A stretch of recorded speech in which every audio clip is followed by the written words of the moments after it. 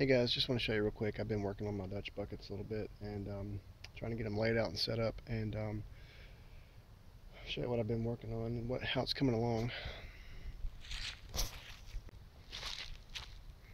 Okay, I've got a run of block here every 8 foot. So what I got is 2 sections. It's 16 foot long, and I'm just going to run buckets every 2 foot all the way down there.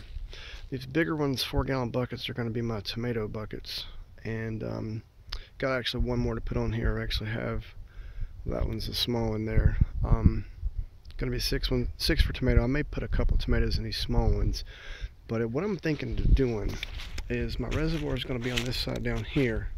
Okay, there's my pump. Now I haven't got any of my supply line or my drain line done yet. Buckets are just sitting there. I'm trying to get it all leveled and set up. I'm thinking it's going to start here and go down this run here, 16 foot.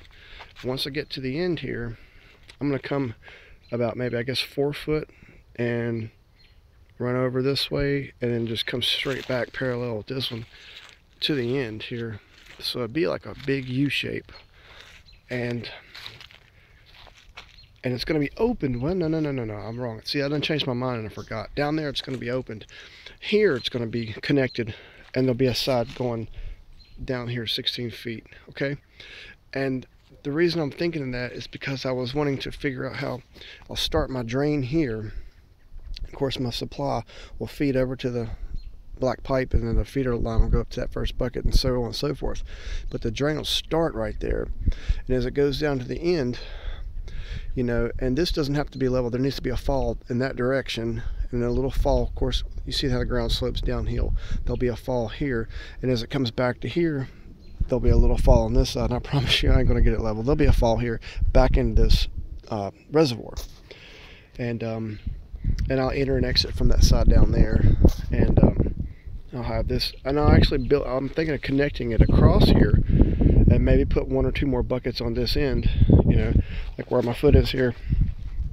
It'll go that way, like a big U shape, if you can picture what I'm trying to explain. Of course, I've just, you know, got these blocks in here. As you can see, I've had to level the blocks, you know, because of ground slopes, and stacked them up, and then I've got the boards going, and they're level, and the water inside and the plant will sit level, but the drain, as I put it on, it's going to slope a slight bit.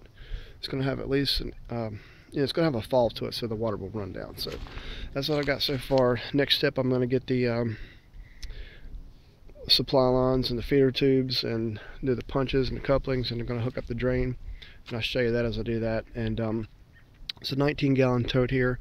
Not sure if it's going to be big enough. I'm only going to do about 20 buckets, so if anybody knows whether or not that'll be sufficient, please let me know. I've heard of Bobby talking about, and Brock talking about, having a freshwater supply going to their tote, because I'm hearing them say something about a lot of times the plants will drink up more water than they will nutrients, so you need some fresh water to help fill back in that tank. So I'm thinking about possibly getting a bigger tank, or like a barrel upright, and having it hooked in here with a float, so that maintain a constant level, and I can have fresh water to go in there in case, you know, the tomatoes drink a lot, as we all know they do. So have any suggestions, any comments, just let me know.